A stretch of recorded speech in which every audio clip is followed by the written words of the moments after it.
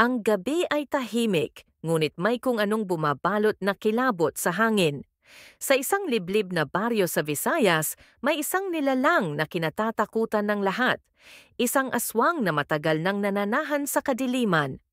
Matagal na itong laman ng mga kwentong binubulong sa dilim, isang anino sa likod ng bawat pintuang mahigpit na isinara bago lumubog ang araw. Ngunit sa isang hindi inaasahang pangyayari, ang kinatatakutang halimaw ay pumanig sa tao. Si Lito, isang matapang ngunit mahirap na magsasaka, ang sentro ng kwentong ito. Hindi siya kailanman naniwala sa mga alamat ng aswang.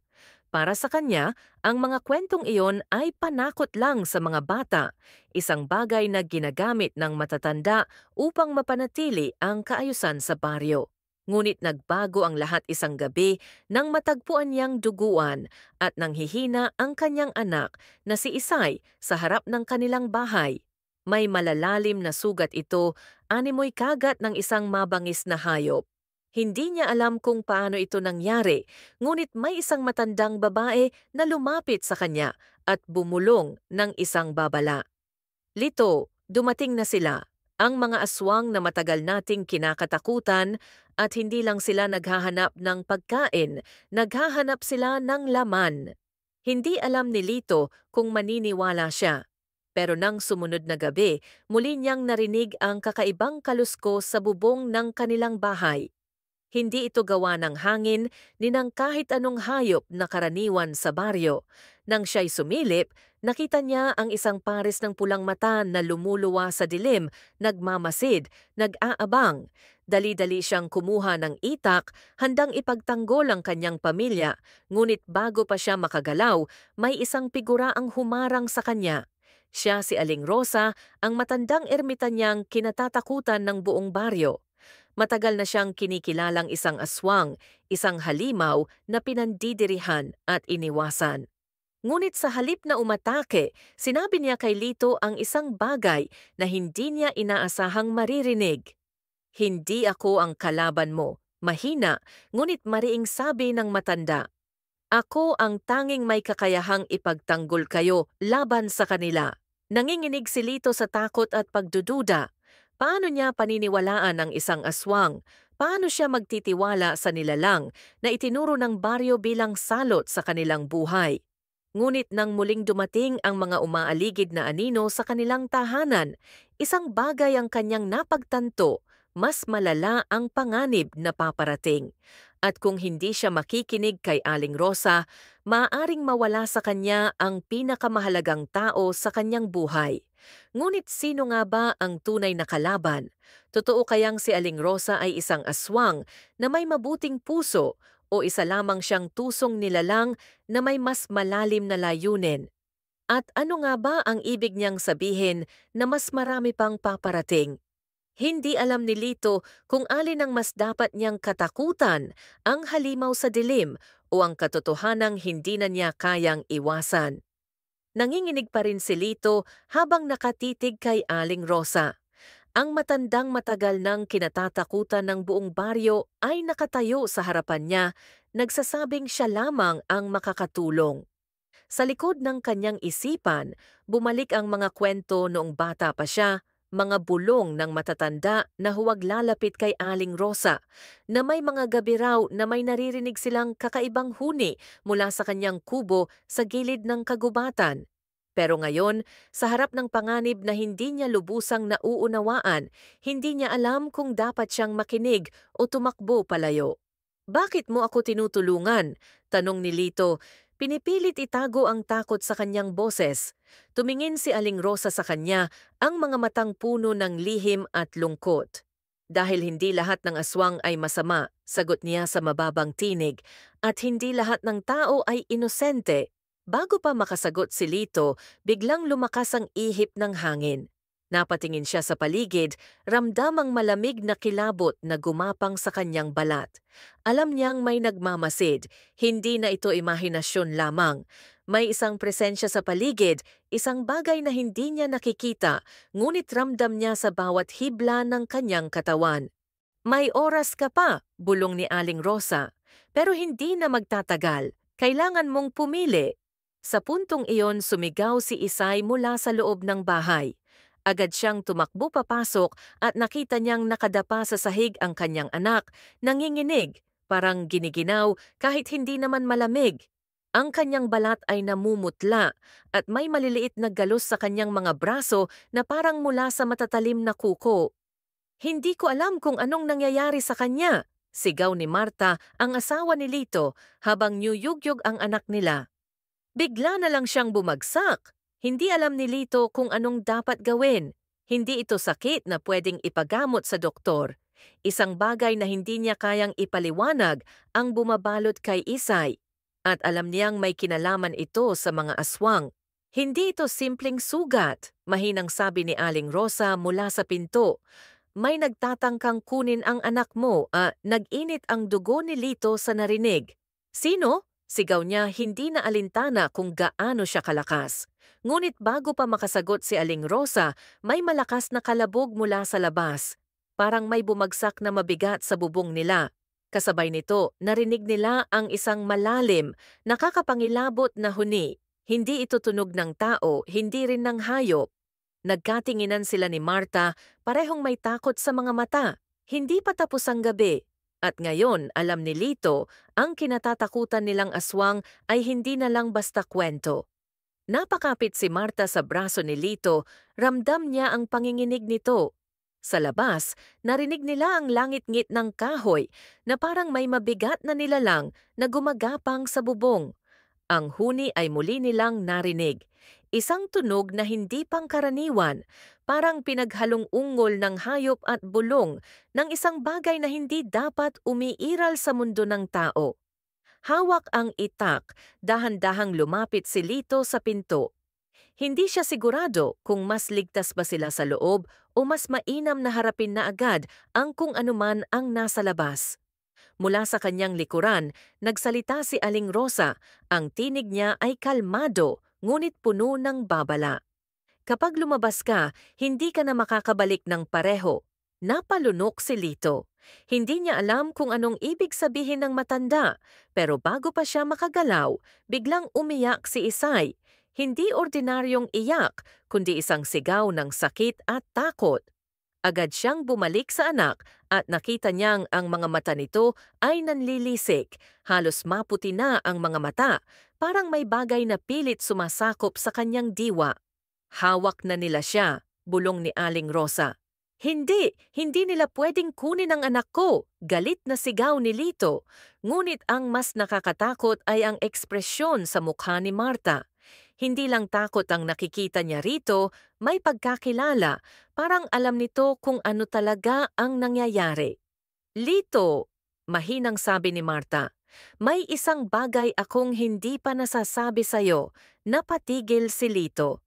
Muling dumagundong ang bubong. At ngayon, hindi lang isa, kundi maraming pares ng pulang mata ang nagmamasid mula sa dilim. Napalunok si Lito, unti-unting lumingon kay Marta. Mula sa nanginginig nitong tinig at iwas na tingin, alam niyang may matagal nang itinatagong lihim ang kanyang asawa. Ngunit wala ng oras para magtanong. Nasa labas ang mga nilalang at nasa bingit ng kung anong hindi maipaliwanag si Isay. Muling lumakas ang mga yabag sa bubong. Ang kaluskos sa paligid ay lalong dumami, animoy maraming nilalang ang gumagapang sa anino.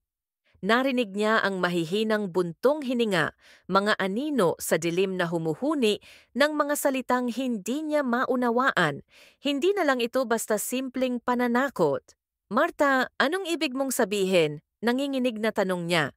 Lumingon si Marta kay Aling Rosa, tila naghahanap ng sagot. Ngunit ang matanda ay tahimik lang, nakatitig kay Isay na patuloy na nanghihina. Muli siyang lumapit sa bata, inilagay ang magaspang niyang kamay sa noo nito.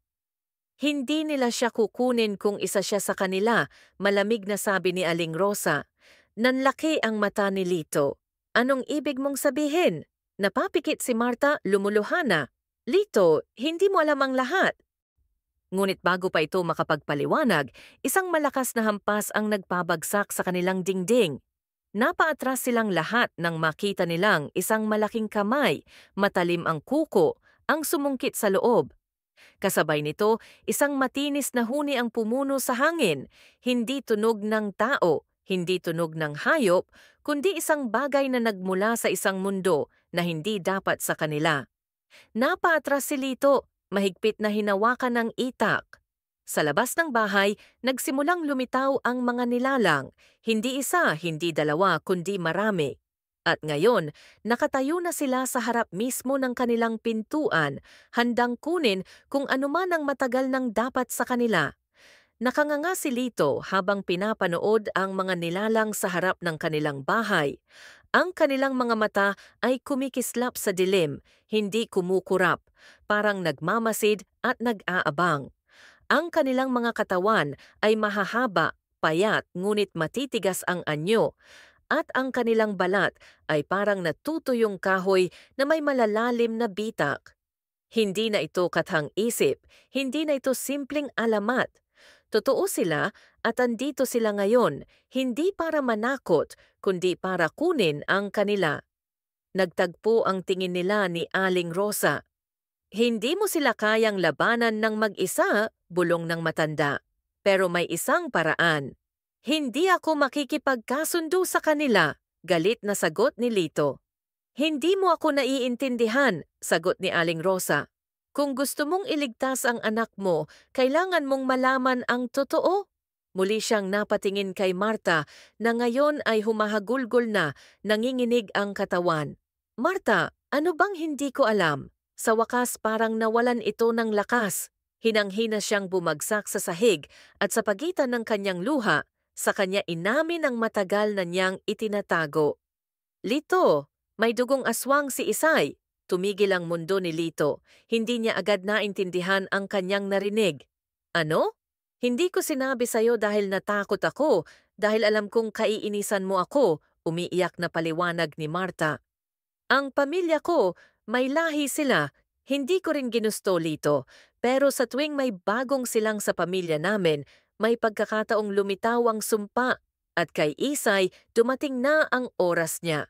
Napaluhod si Lito, hindi alam kung maniniwala ba siya o tatanggi sa katotohanan, ngunit hindi niya maikakaila ang nakikita niya ngayon.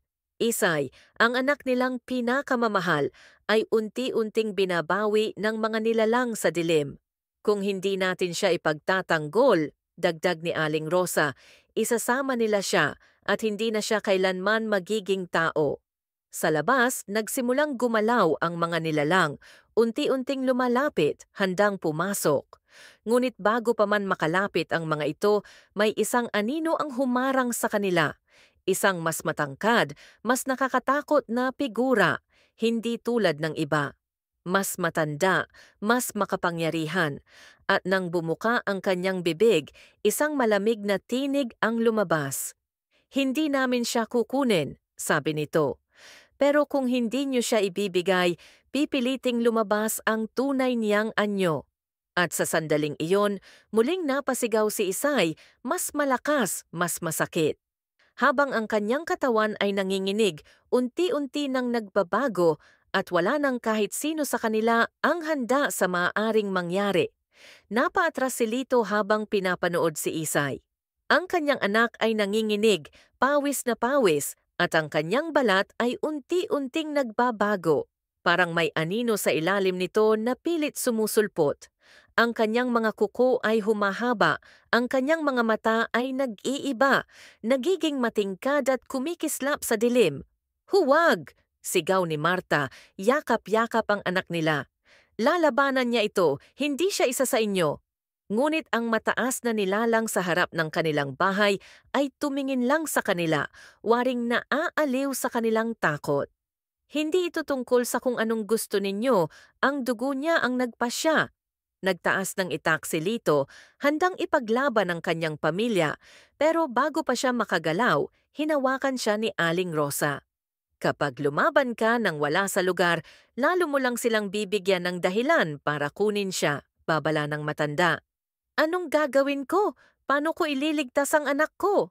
Saglit na tumahimik si Aling Rosa bago siya bumaling kay Isay. Kailangan niyang pumili, nagpanting ang tenga ni Lito. Bata pa siya, paano niya malalaman ang tama? ngunit hindi sumagot si Aling Rosa. Sa halip, lumapit siya kay Isay at marahang hinaplos ang noo nito. Sa isang iglap, bumagal ang paggalaw ng bata. Ang kanyang paghinga ay humupa at ang kanyang katawan ay dahan-dahang bumalik sa normal. Ngunit hindi pa tapos ang laban. Hindi pa huli ang lahat, sabi ni Aling Rosa. Pero kailangan niyang harapin ang sarili niyang dugo. Biglang tumigil ang mga nilalang sa labas. Parang may hinihintay sila at tanghali, unti-unting iminulat ni Isay ang kanyang mga mata. Napanganga si Lito, hindi na ito ang parehong anak na nakita niya kanina. May kung anong nagbago kay Isay pero hindi niya mawari kung ano. Tahimik na tumayo ang bata at humarap sa mataas na nilalang. Hindi ko kayo kailangan, mahinang sabi nito.